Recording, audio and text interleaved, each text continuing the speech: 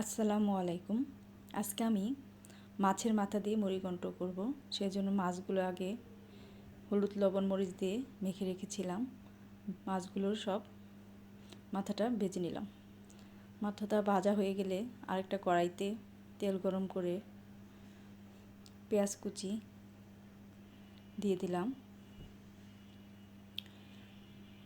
দিয়ে একটু নেড়েচেড়ে একটু ভেজে নেব। একটু পানি দিয়ে নেব যেন মশলা দিলে পুড়ে না যায়। এখন আমি আদা রসুন পেস্ট, পেঁয়াজ বাটা,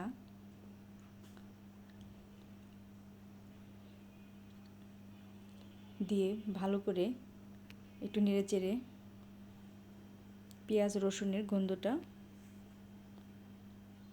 যেন চলে যায়, সেজন্য একটু সময় নিয়ে মশলাটা কষিয়ে নেব। একটু কষানো হয়ে গেলে হলুদের গুঁড়া, ধনিয়া গুঁড়া, মরিচের গুঁড়া,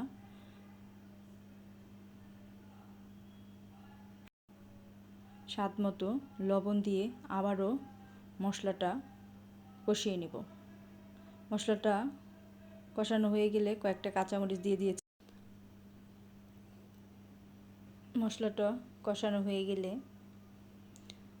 ভেজে রাখা মাছের মাথাটাও দিয়ে দেব। দিয়ে মশলার সাথে আরও একটু মাছের মাথাটা কষিয়ে নেব। মাছের মাথাটা কষানো হয়ে গেলে আমি মুগ ডালটা ভিজিয়ে রেখেছিলাম, এই মুগ ডালটা দিয়ে দিলাম। দিয়ে মাছের মাথার সাথে মশলার সাথে একটু সময় নিয়ে কষিয়ে নিয়েছি।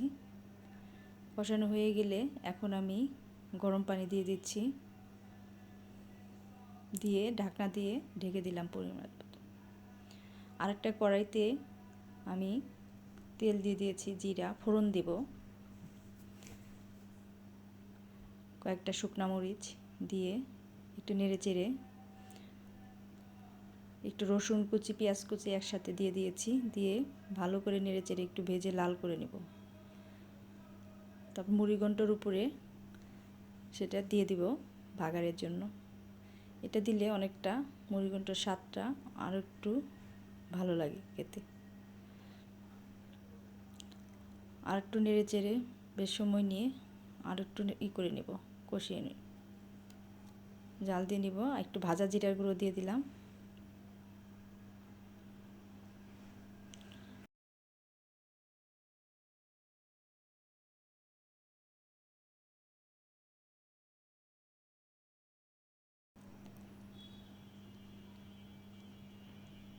আবারও ঢাকনা দিয়ে ঢেকে দিলাম। হয়ে গেল আমার মাছের মাথা দিয়ে মুড়িঘণ্ট।